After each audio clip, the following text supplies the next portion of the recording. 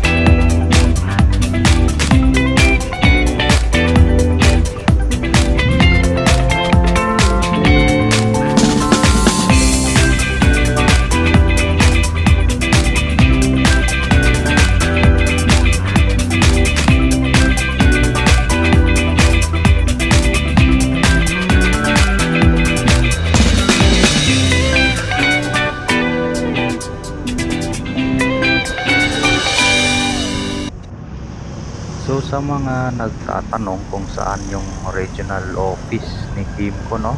Nandito lang yan sa may Mandawi City. Kung nakikita nyo, ito yung sa Kansaga Bridge. Yung mga taga Cebu, I'm sure nadaan nyo na to at least once since main highway ito. Tsaka yung pinaka niya, tawag dito landmark, kumbaga yung City Hardware, ayan. Tapos pasok lang kayo dito, ayan. Tapos yung yung warehouse nila is pangalan Mandawi Warehouse Park. Yung parang nakikita nyo yung parang dirty white na gate, ayan. Pasok lang kayo. Kung magtatanong yung guard, sabihin nyo lang sa Kimco, magpapaservice, ayan. So sana open talaga. Kung holiday kasi ngayon baka ayun, sarado nga. Okay lang, expected ko naman since holiday. Pero sa mga wala pang idea, dito po yung office nila. So ayun. So since sarado guys, daan na lang tayo ng expressway. Mga kaibigan natin sa Luzon, 'di ba? 400cc minimum sa mga expressway nyo diyan. Dito sa Cebu allowed naman. Pinakamaliit siguro is yung 115cc allowed. May designated naman motorcycle lane. So baybayin mo lang 'yan, then ayos lang 'yan. Marami nang nakagawa ng video dito sa CC-Lex, pero personally first time ko magdala ng 125 dito. Dati kasi yung malalaking motor dinadala ko dito. Alam nyo naman, hindi traffic, pero may speed limit dito yung lang, yung tamang takbo lang din. Meron tayong mga patrol dito, mga magigiting na patrol natin sa CC-Lex. Shoutout sa inyo mga sir. So Ayun, medyo maraming sasakyan ngayon. Kaya nga holiday. Baka yung ipapapuntang ano sa SMC side, yung pinakamalaking mall dito. Tapos may upcoming pa na SM Marina. Ongoing yung construction. Ayan si Kuya, ang bilis. Sando Gaming. So ayan, ito na, toll fee na tayo. Medyo mag-aantay lang tayo, mukhang mahaba yung linya sa motor tingnan natin. Okay, sakto lang, cash lahat to. Hindi na kasi kailangan ng meron silang RFID, pero kung hindi ka naman palagi namang nadaan dito, so pwede mo namang mag-cash ka na lang. Pala yung sa motor dito is 68 pesos. Ayun yung toll fee dito. So observe nyo lang. Ayan medyo mainit talaga. Hindi medyo, sobrang init.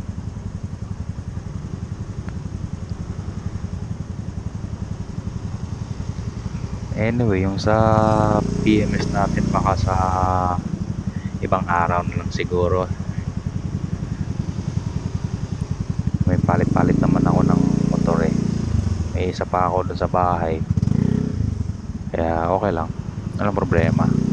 Basta sa mga curious saka wala pang ideya, yun yung regional office ng Kimco sa kanina. And you can also visit sa mga dealerships na na-mention ko sa previous video ko. So kung di nyo pa nakita, please watch na lang, please check my channel na lang din.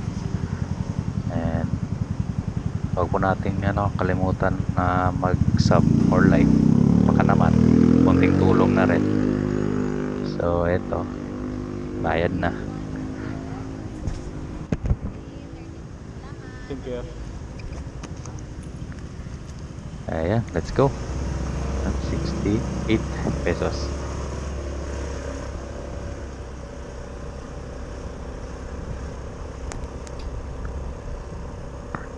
Mahaba-habang biyahe ito. Nasa 8 kilometers din to. Tsaka sa gitna, napaka-tarik nung dun sa dulo. So medyo lumagpas tayo sa dito, limit seats. Anyway, comfortable naman si Agility sa ganitong speed, sa totoo lang. 60, 70, even 80, napaka-comfortable niya. Kaya sabi ko nga, sa tingin ko mabigat na flyball yung nakalagay dito. As I observe din kasi sa arangkada, may slight delay, o I admit may delay siya. Hindi siya ganun ka-aggressive sa bira. Siguro kung to stoplight, alam mo yon, yung style ng mga Pinoy, pag go, bira agad para madidelay ka talaga. So ayun, I mean, gets ko naman yung yung setup ng motor. Pang talaga siya, pang tipiran. So alam naman natin, medyo nasa mabigat na side yung flyable natin. It means pang dulo or pang tipiran. Correct me if I'm wrong. Ma-appreciate ko kung may mag-comment. Basta yun yung pagkakaintindi ko sa flyball, kasi magaan, medyo malakas sa gas. And since Agility is being advertised as a tipid option for commuting, then yeah, I'm not surprised na mabigat na flyball yung nilagay. Pero at this certain speed dito sa part na to, okay naman siya, comfortable. Hindi naman tipong parang sasabog yung makina. Napaka-comfortable niya sa sa speed. Kung matagalan lang magmomotor, mararamdaman mo kung sa tingin mo nasasakal yung makina, parang nakukulangan. Dito comfort lang, tamang 5,000, 6,000 RPM ka lang. Ayun nga, yun yung advantage ng mabigat na bola. Kung sa manual pa, para ka naka 6 gear. Yun yung dating niya. 6 gear na nasa mga 5,000 RPM din, kaya relax ba. Medyo mabilis na nga to kung tutuusin. Itong speed limit natin dito is 60. Medyo lumampas tayo konti. Since, ayun, kailangan natin, ano rin, may nakasunod dun kasi. Kaya keep up lang tayo sa speed.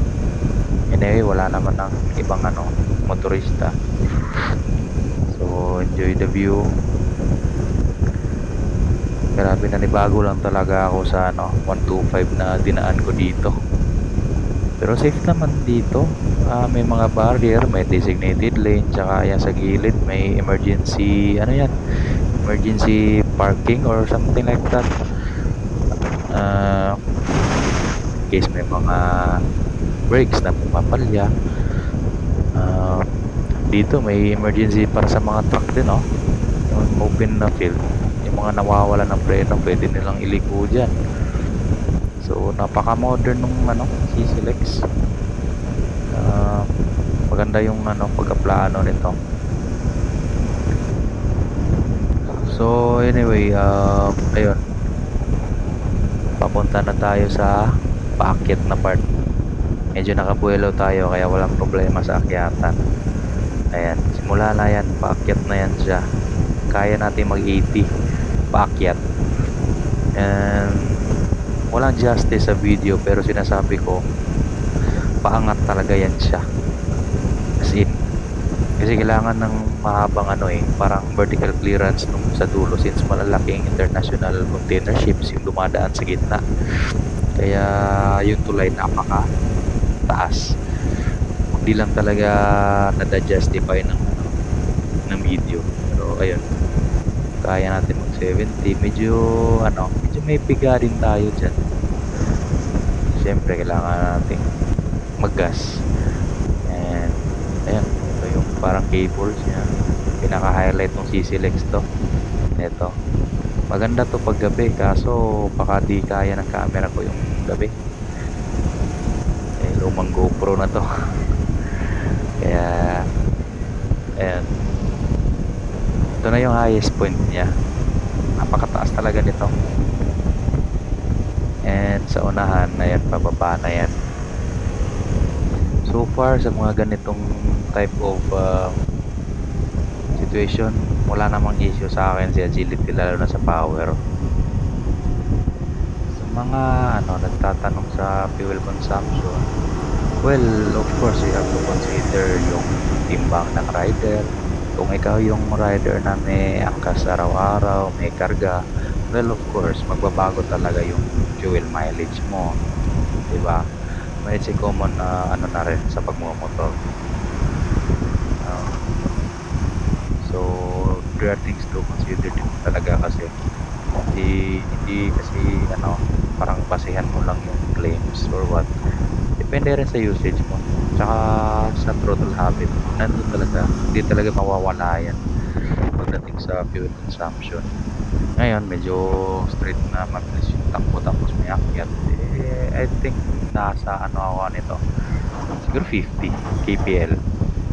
Hindi ko na magawa ng to, since 2 bars na lang to mula nung last na, hindi nung last, pero nakapag-gas na ako after nung last video. Ngayon may 2 bars pa. So ayan, patapos na rin tong CCLX. Ano pa bang kulang?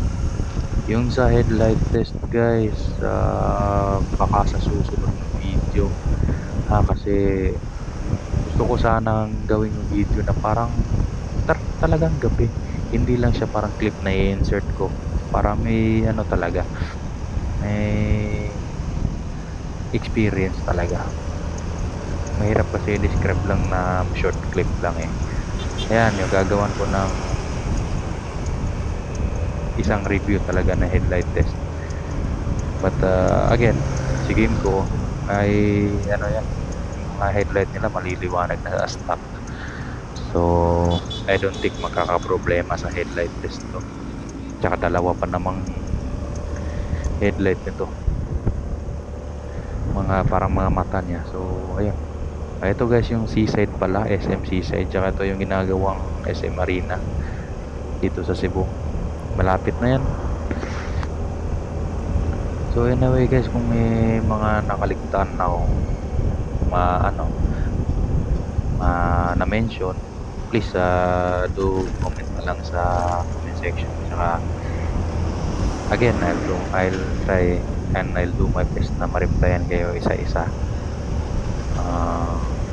Ayun, flinex ko lang yung CC Lex using my 125cc Kimco Agility Echo 125. So may ano lang, pupuntahan lang ako dito sa may Mambaling. Ayan. So guys, thank you ha. Up to our next video.